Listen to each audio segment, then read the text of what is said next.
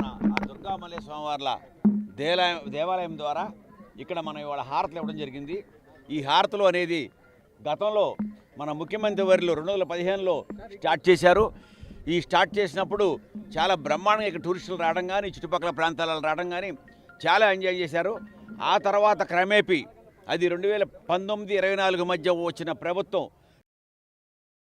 పాడైపోయి వస్తానికి దారి లేక ఇక్కడ వసతులు లేక పూర్తిగా ఆపేయడం జరిగింది. వాడు మళ్ళీ మన చంద్రబాబు నాయుడు గారి ఆదేశం ప్రకారం మళ్ళీ ఈరోజు ఇవాళ ఒక మంచి రోజున శుక్రవారం నాడు మనం ఇవాళ ఈ కార్యక్రమం ట్రస్ట్ బోర్డు, మా ఈఓ గారు, మరి అట్లాగే మా కమిషనర్ గారు, అలాగే మా మంత్రివర్యులు ఆనం నారాయణ రెడ్డి గారు అందరూ ఆదేశం ప్రకారం ఈరోజు స్టార్ట్ చేసాం.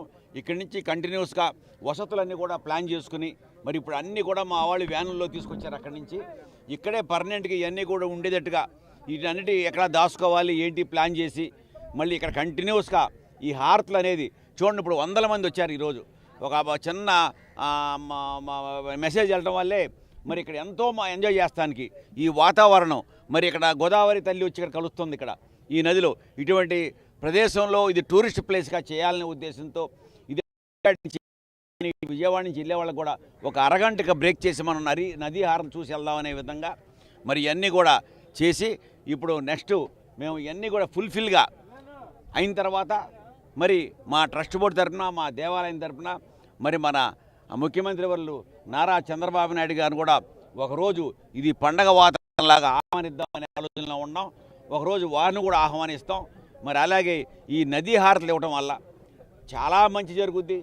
ఈ ప్రాంతమే కాదు మొత్తం దేశం వాళ్ళందరికీ కూడా మరి ఈ దానివల్ల పాడి పంటలతో అందరూ ప్రధానికం హాయిగా బతుకుతారు. మరి ఇది ఆ దుర్గమ్మ తల్లి ఆశీస్సులు అందరికీ ఉండాలని నేను మనస్ఫూర్తిగా కోరుకుంటున్నాను. జై భవాని. ఏమండి వ్యాను మరి అలాగే ఇక్కడ దుర్గగుడి నుంచి ఒక బస్సు మాదే వెహికల్ పెట్టి ఒక 40 రూపాయలు అప్ అండ్ డౌన్ టికెట్ పెట్టి అటు నుంచి ఒక 4:30 గంటలకు వస్తే ఇక్కడ 5 గంటలకు చేరిపోతారు. ఒక గంట ఎంజాయ్ చేస్తారు. ఈ నదీ హారం చూసుకుని మళ్ళీ అయిపోగానే మళ్ళీ బస్సు వెనక్కి వెళ్తుంది. దానికి ఒక రేట్ ఫిక్స్ చేసి మేము ట్రస్ట్ బోర్డులో పెట్టి ఒక 40 రూపాయల ఎంత అనేది పెట్టేసుకుని ఆ టూరిస్టులను ఇక్కడికి తీసుకొస్తానికి ఒక సరదాగా ఇది ఒక ప్లేస్ లాగా మరి వచ్చిన వాళ్ళు నదిలో దిగి స్నానం చేస్తారు. అన్ని వసతులు ఏ ప్రమాదం లేకుండా ఇక్కడ ఈ లోకల్ ఉన్న మరి కార్పొరేషన్తో అన్ని ఏర్పాట్లు చేయించి మరి ఇక్కడ అటువంటి ప్లాన్ కూడా ఒకటి ఉంది. ఒక బస్సు పెడితే ఒక టూరిజం లాగా 1 గంటన్నర 2 గంటల్లోనే మరి విజయవాడలో మీకు తెలుసు ఎక్కడికి వెళ్తానికి టూరిజం ప్లేసులు కానీ పెద్దగా లేవు మనకి. దాని భాగంలోని ఇది కూడా పెడదామనే ఉద్దేశంతో నేను ఉన్నాను. నా ట్రస్ట్ బోర్డుతో మేము డిస్కస్ చేసి ఇది మా ఈవో గారు మేమంతా కూడా డిస్కస్ చేసుకుని ఒక బస్సు పెడదామన్న ఆలోచన కూడా నాకు ఉంది. జై భవాని.